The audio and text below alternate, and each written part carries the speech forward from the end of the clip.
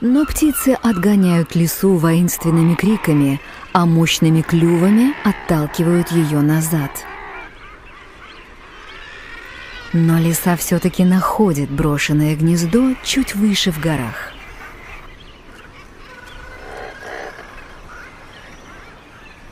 Летом на арктическом побережье для лисиц всегда найдется чем поживиться.